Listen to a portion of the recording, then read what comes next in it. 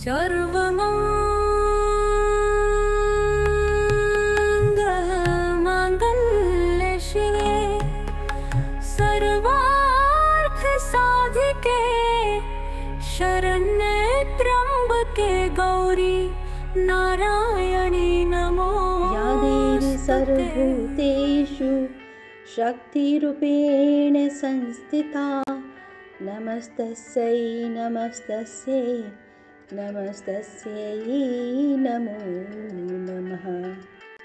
आप सभी भक्तजनों को जय माता की।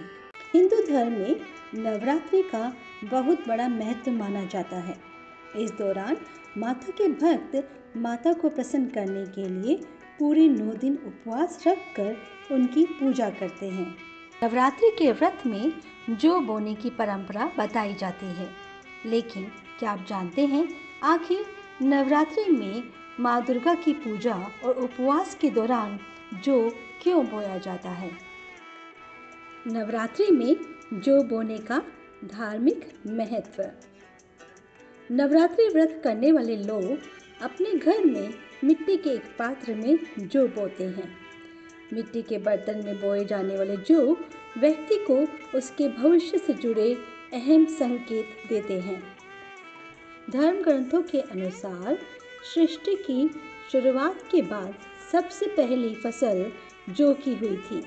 यही वजह है कि जब कभी देवी देवताओं की पूजा की जाती है तो हवन में जौ ही चढ़ाई जाती है।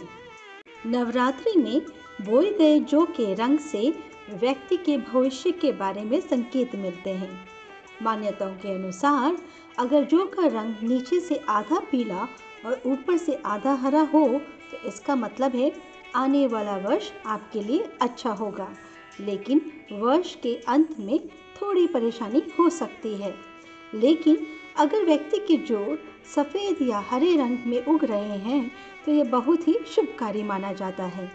माना जाता है कि ऐसे होने से माता रानी ने आपकी पूजा स्वीकार कर ली है और आने वाला समय शुभ और खुशियों से भरा रहेगा। व्यक्ति के जौ का कोई भी रंग क्यों ना हो, अगर पूजा पूरे विश्वास और श्रद्धा से की जाए तो ईश्वर अवश्य ही प्रसन्न होते हैं। आइए जानते हैं नवरात्रि में जौ कैसे बोई जाती है।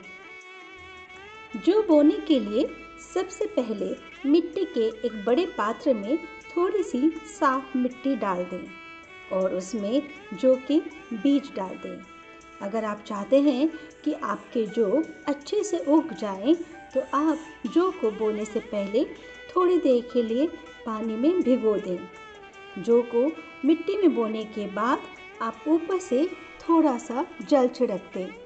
ध्यान रहे कि जल की मात्रा ना तो कम हो ना ही अधिक। आप चाहें तो इसी मिट्टी के पात्र में कलश की स्थापना कर सकते हैं। आइए जानते हैं नवरात्रि में कलश की स्थापना कैसे की जाए।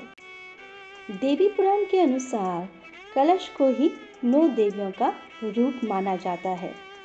नवरात्रि की पूजा में सबसे पहले कलश की स्थापना होती है। कलश को गणेश जी का भी प्रतीक माना जाता है।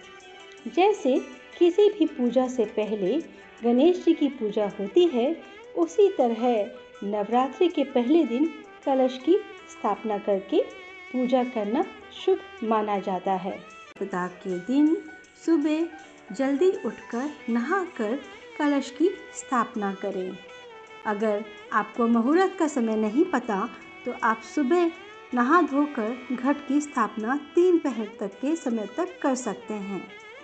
कलश की स्थापना कभी भी संध्या, रात्रि या अमावस को नहीं करनी चाहिए।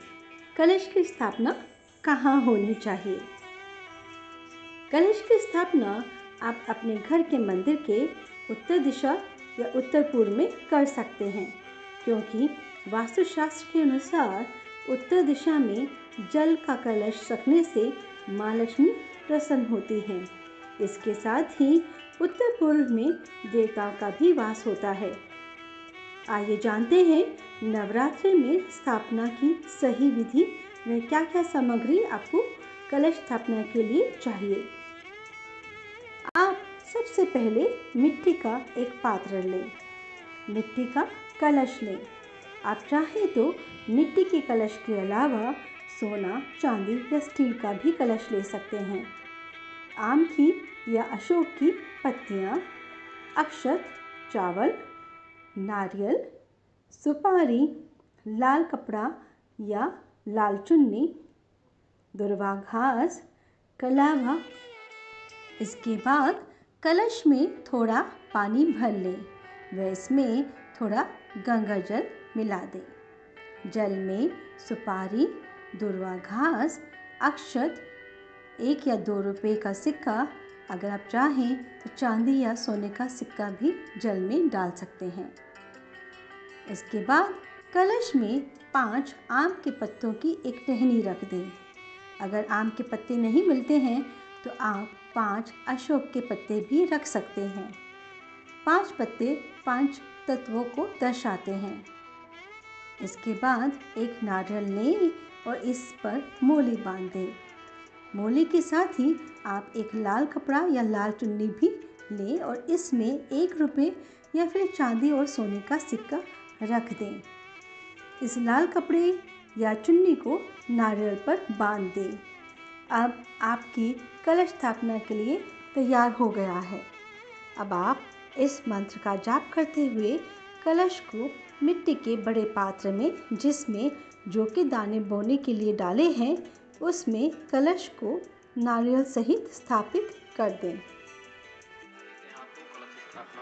कलशस्य मुखे विष्णुः कंठे रुद्रः समाश्रितः मूले त्वस्य स्थितो ब्रह्मा मध्ये मातृगणाः स्मृताः कुक्षौ तु सागराः सर्वे सप्तदीपा वसुन्धरा ऋग्वेदोऽथ यजुर्वेदः सामवेदो ह्यथर्वणः अंगैश्च सहिताः सर्वे कलशं तु समाश्रिताः अत्र गायत्री सावित्री शान्तिः पुष्टिकरी तथा आयान्तु देव पूजार्थं दुरितक्षयकारकाः गंगे च यमुने चैव गोदावरी सरस्वती नर्मदे सिन्धु कावेरी जलेऽस्मिन् सन्निधिं कुरु सर्वे समुद्राः सरितस्तीर्थानि जलदा नदाः आयान्तु मम शान्त्यर्थं दुरितक्षयकारकाः। इसके बाद श्रद्धा भाव से सभी देवी देवताओं का आह्वान करते हुए फूल व अक्षत कलश पर चढ़ा दें। इस तरह से आपके नवरात्रि की कलश की स्थापना पूर्ण हुई। आशा करती हूँ आपको ये वीडियो पसंद आया होगा। प्रार्थना करती हूँ दुर्गा माँ से कि आपके और आपके परिवार की सदा रक्षा करें। आपके घर में सभी प्रकार का सुख, सौभाग्य, समृद्धि बनी रहे। जय माता दी।